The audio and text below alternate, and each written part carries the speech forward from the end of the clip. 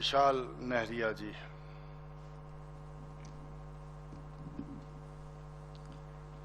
सम्मानित उपाध्यक्ष महोदय, आज नियम 130 के अंतर्गत जो सदन के 5 माननीय सदस्यों ने प्रस्ताव लाया है, कोरोना महामारी से संपूर्ण जनमानस पर पड़े प्रभाव तथा निजात हेतु सरकार द्वारा किए गए प्रयासों पर यह सदन विचार करे।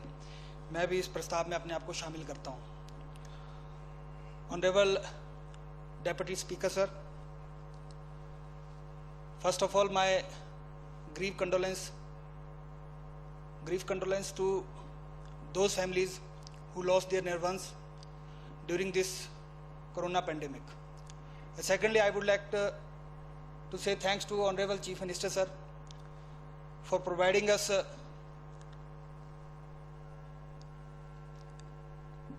very clear and timely information dissemination system, जिसके द्वारा लोगों को टाइम टू टाइम कोरोना के प्रति जागरूकता और कोरोना से कैसे हम लोग लड़ाई लड़े आने वाले समय में ये जानकारियां समय समय पे मिली। और हमारा समाज का प्रत्येक वर्ग, चाहे वह बुजुर्ग था, चाहे वह युवा था, चाहे वह बच्चा था, प्रत्येक व्यक्ति जो है समाज में आज की डेट में कोरोना के प्रति जागरूक है। इसका मैं एक उदाहरण आपको जरूर रखना चाहूँगा इस सदन के सामने।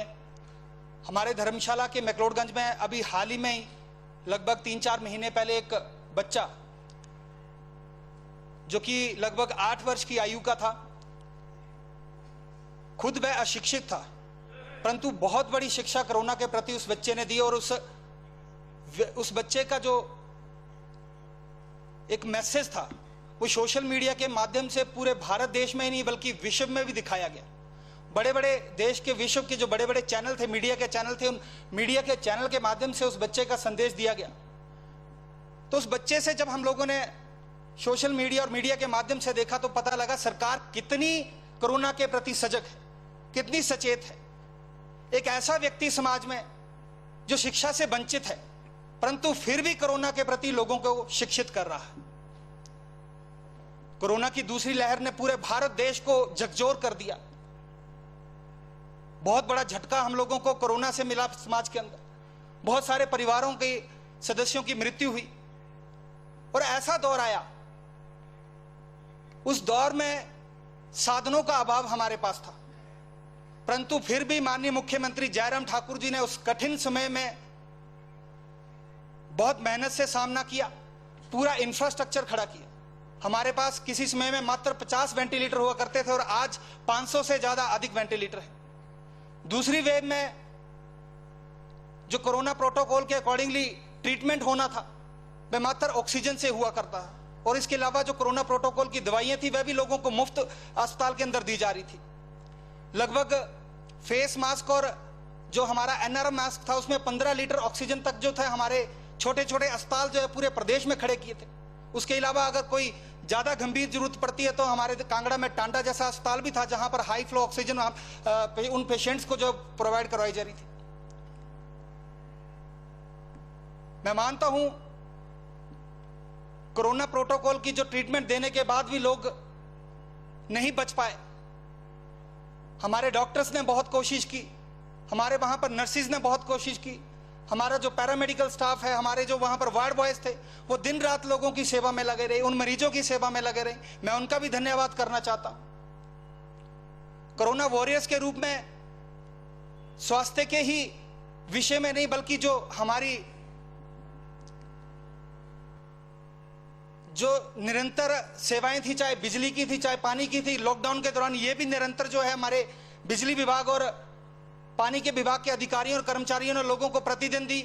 लॉकडाउन था, वह लोग भी अपने परिवार की चिंता किए बिना जो है उस समय भी जो है लोगों के बीच में जाकर सेवाएं देते रहे। मैं उनका भी धन्यवाद करना चाहता हूं। आशा वर्कर्स की बात करना चाहूंगा।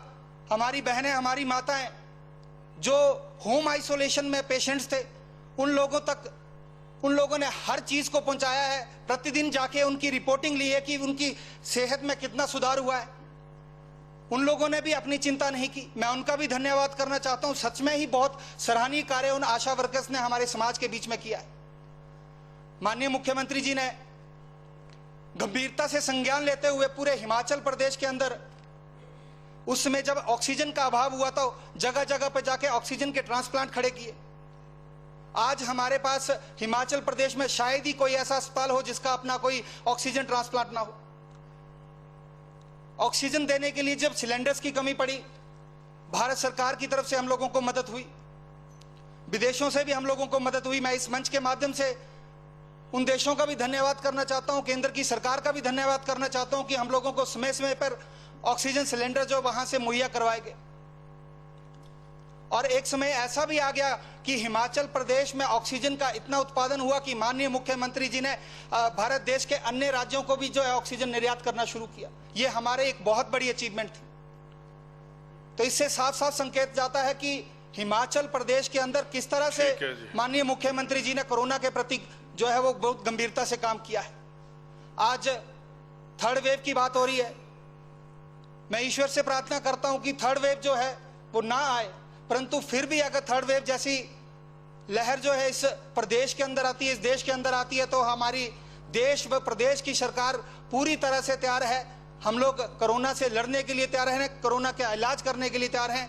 माननीय उपाध्यक्ष महोदय जी, आज जो इस सदन के अंदर आपने इस प्रस्ताव में मुझे हिस्सा लेने के लिए समय दिया, इसके लिए मैं आपका धन्यवाद करना चाहता हूँ। Thank you.